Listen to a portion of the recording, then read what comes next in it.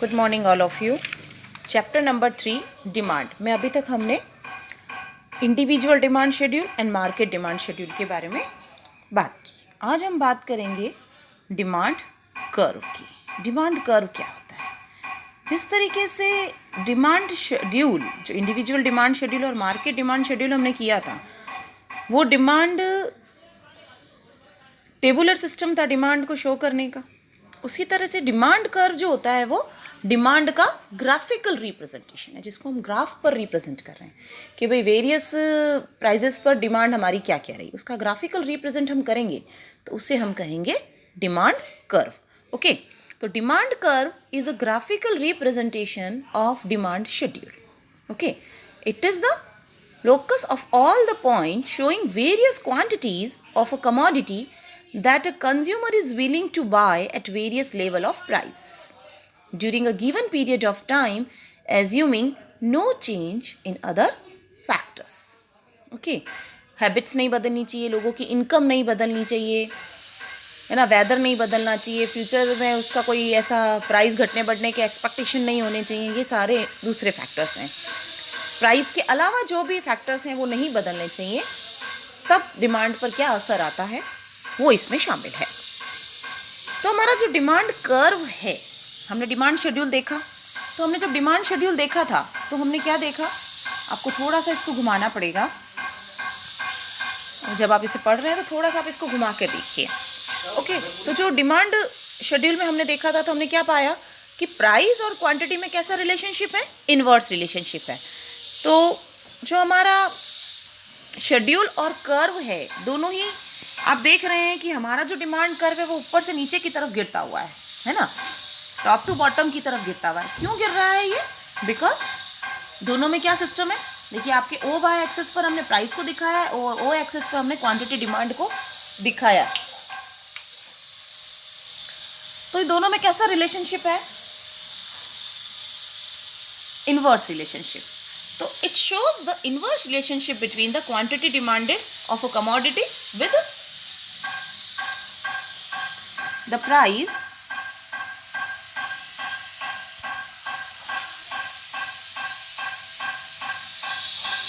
with its price, keeping other factor constant. Okay, it can be drawn for any commodity .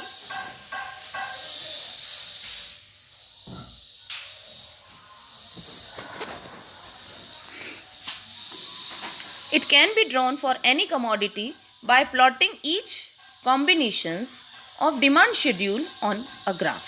ठीक है, तो ये graph पर उसने क्या दिखाया हुआ है, जितनी भी ये प्लॉट किए हैं, जैसे हमने पिछली क्लास में देखा था शेड्यूल को कि जब मेरा प्राइस था 5 रुपये तो मेरी डिमांड 1 रुपये थी। ये यही शो कर रहा है। देखिए आप, 5 रुपीज़ जब इसकी प्राइस थी तो डिमांड कितनी है, 1।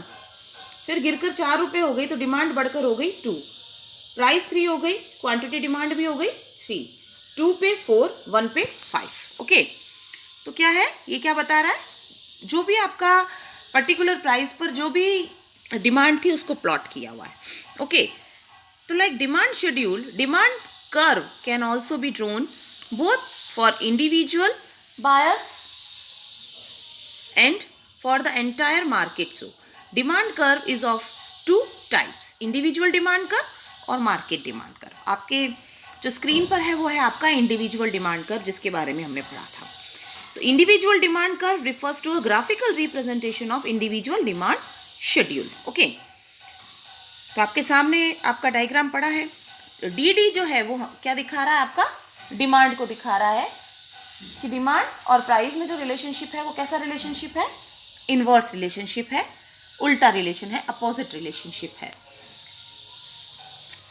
तो जैसे जैसे हमारी प्राइस घट रही है वैसे वैसे हमारी डिमांड बढ़ रही है, वो ये बता रहा है। अब हम बात करेंगे मार्केट शेड्यूल की। किसकी बात करेंगे? मार्केट डिमांड कर्व की। मार्केट डिमांड शेड्यूल आपने देखा था जब ए, बी और सी को हमने पढ़ा तो हमारे सामने आ गया था कि टोटल मार्केट डिमांड कर्व क्या थी। वैसे ही देखिए आपने यहाँ पर 3 लाइन आपके स्क्रीन पर शो हो रही है।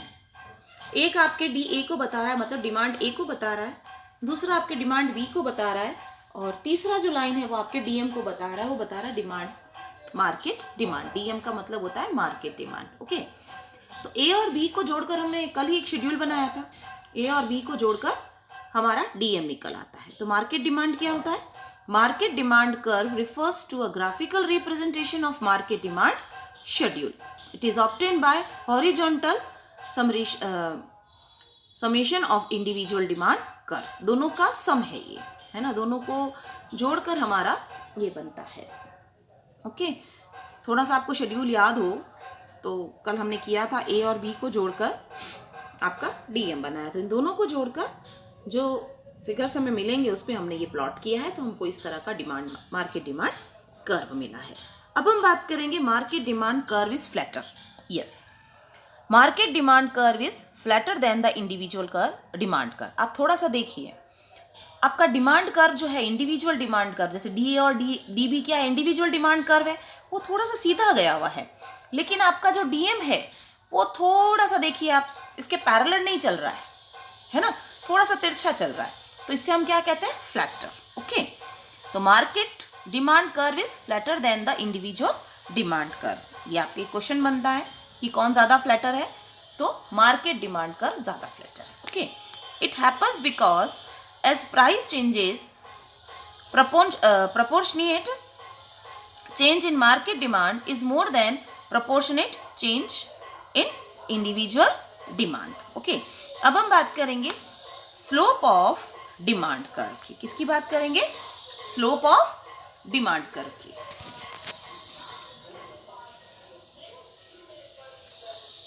तो अभी हमें बात करनी है slope of demand कर्व की, ठीक है। तो slope of a curve is defined as the change in the variable on the y-axis divided by the change in the variable on x-axis.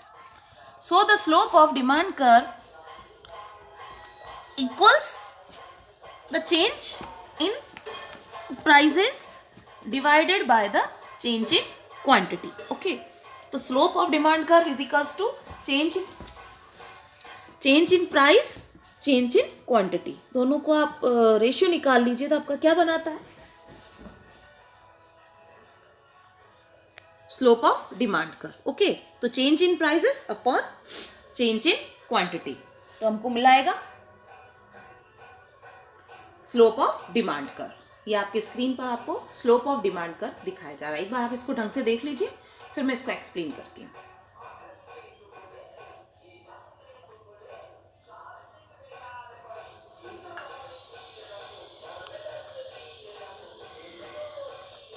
तो ड्यू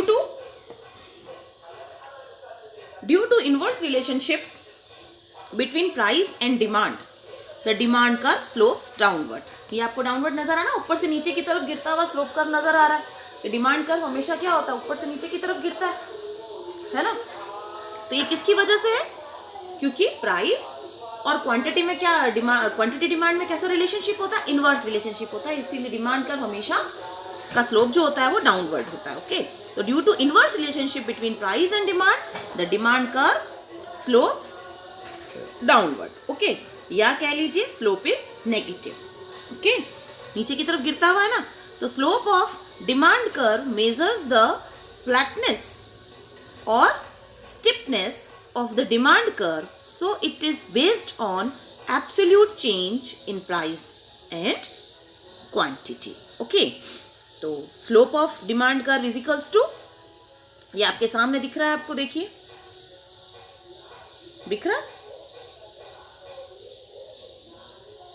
तो चेंज इन प्राइस, अगर मैं price की बात करूं तो 10 से 8 पर हो गई है हमारी प्राइस,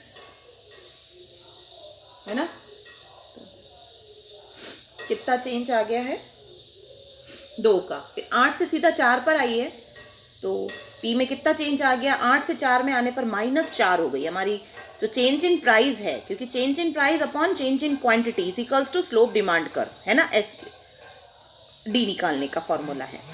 तो 8 से सीधी 4 पर आई है तो -4 हो गया है, और क्वांटिटी इस दौरान मेरी बढ़कर क्या हो गई है? +2 हो गई है। 2 से 4 पर आ गई है। 2 से किस पर आ गई है? 4 पर आ गई, तो प्लस हुआ है उसमें।